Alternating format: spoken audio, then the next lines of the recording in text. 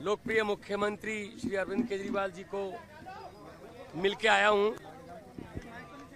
सबसे पहले परिवार की बातें हुई। मेरी बेटी नियामत जो कि अभी 1 महीने की हुई है, उसका हालचाल पूछा, कैसी है वो। उसके बाद पंजाब के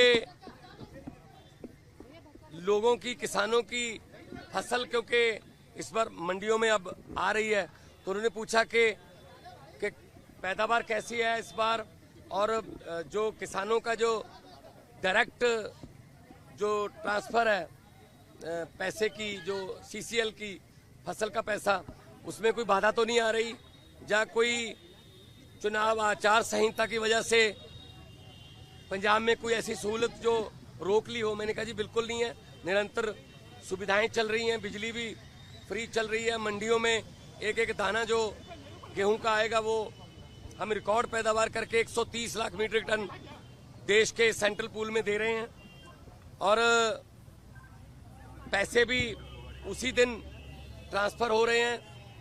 और जो हाड़ी बोलते हैं पंजाबी में इसको, तो ये गेहूं का सीजन जो है वो अभी चरम सीमा पे है।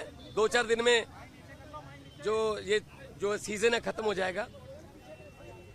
और सबसे बड़ी बात जो आज मैं आपको बतानी चाहता हूं, जो मैं अरविंद केजरीवाल जी को बताई, कि आज ही रिजल्ट आए हैं पंजाब में सरकारी स्कूल के 158 बच्चों ने, 158 सरकारी स्कूलों के 158 बच्चों ने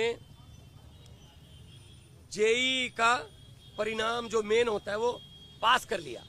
ये पहली बार हुआ है।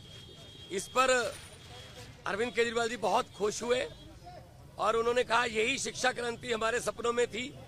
उन्होंने कहा कि मेरी तरफ से सभी सरकारी अध्यापकों को और जो 158 बच्चे जिन्होंने जेईई क्लियर किया, उनके माता पिता को, उनके पेरेंट्स को मेरी तरफ से बधाई देना।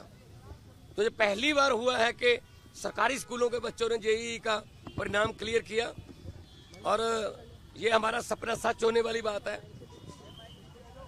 और उन्होंने दिल्ली के बारे में और देश के बारे में भी पूछा। मैंने कहा जी मैं गुजरात होके आया हूं, भरूच और भावनगर, माइंड ब्लोइंग रिस्पॉन्स है, और लोग, पूरे देश के लोग ये कह रहे हैं कि ये गलत किया अरविंद केजरीवाल के साथ कि उनको पकड़ के अंदर कर दिया। शायद ये सोचते होंगे एक बंदे को अंदर करके हम पार्टी की आवाज बंद कर देंगे, लेकिन आपकी आवाज सर, वो व्यक्तिगत तौर पे तो आपको अंदर कर सकते हैं, लेकिन आपकी सोच को अंदर नहीं कर सकते।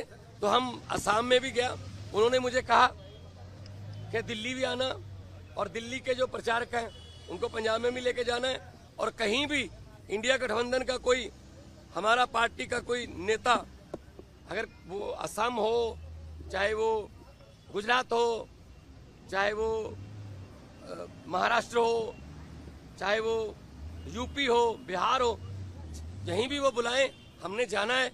ये चुनाव जो है ये जीतने हारने वाला चुनाव नहीं है, ये संविधान को बचाने वाला और लोकतंत्र को बचाने वाला चुनाव है। सेहत ठीक है, सेहत उनकी ठीक है। वो कह रहे हैं कि मुझे इंसुलिन मिल रही है, और अब मेरा रूटीन में चेकअप भी हो रहा है, तो सेहत उनकी बिल्कुल ठीक है। एक इम्पोर्टेंट सवाल यह है, गृहमंत्री अमित शाह ने ये कहा है कि अगर उनकी जान को खतरा है, जेल तो आप ही के अधीन आती है, लेकिन फिर भी अगर मुझ पर शिकायत आएगी तो हम देखेंगे, क्योंकि पिछली बार आपने कहा था कि आतंकवादियों से भी बुरा सलूक अरविंद केजरीवाल के साथ किया जा रहा है। नहीं, मीटिंग तो आज भी मेरी उसी तरीके से हुई है। शीशा, दोनों तरफ जालियां और इंटरकॉम फोन, मीटिंग तो उसी तरीके से हुई है। ये इन्होंने शायद ये मन में धार रखा है कि हम सीधा नहीं मिलने देंगे। ये इनकी मर्जी हो सकती है, या इनकी नफरत की इंतहा हो सकती है, लेकिन इतना मैं बताना चाहता हूं कि अरविंद केजरीवाल जी की जो सोच है, अरविंद केजरीवाल जी ने जो अंदर से मुझे संदेश दिया वो यही दिया कि लोगों को ये बता देना मेरी फिक्र मत करना, लेकिन वोट जरूर डालना, और लोकतंत्र और संविधान को बचाने के लिए वोट डालना। तानाशाही जो आ चुकी है देश में, उसको खत्म करने के लिए वोट डालना। जल्दी राघव चड्ढा भी कैंपेन करते नजर आएंगे? बिल्कुल आएंगे। हमारे सारे नेता जो हैं वो, हमारे सभी नेता अपनी अपनी जिम्मेदारी लगे हुए हैं। 11 खेलते हैं, बाकी कोचिंग स्टाफ में होते हैं, कुछ नेट में बॉलिंग करते हैं, कुछ नेट में बैटिंग करते हैं, 4 एक्स्ट्रा प्लेयर होते हैं। तो हमारा एक संगठन है, तो जिसकी ड्यूटी जहां भी लगेगी हम वहां जाएंगे। और 4 जून को आम आदमी पार्टी भारत की एक बहुत बड़ी शक्तिशाली राजनीतिक शक्ति। देश दुनिया ਦੀ तमाम ਖਬਰਾਂ ਨਾਲ ਜੁੜੇ ਰਹਿਣ ਲਈ ਸਬਸਕ੍ਰਾਈਬ ਕਰੋ YouTube ਤੇ ਸੱਚ ਕਹੂੰ ਪੰਜਾਬੀ ਚੈਨਲ। ਇਸ ਦੇ ਨਾਲ ਹੀ ਬੈਲ ਆਈਕਨ ਦਬ ਕੇ ਪਾਓ ਲੇਟੈਸਟ ਅਪਡੇਟ ਸਭ ਤੋਂ ਪਹਿਲਾਂ।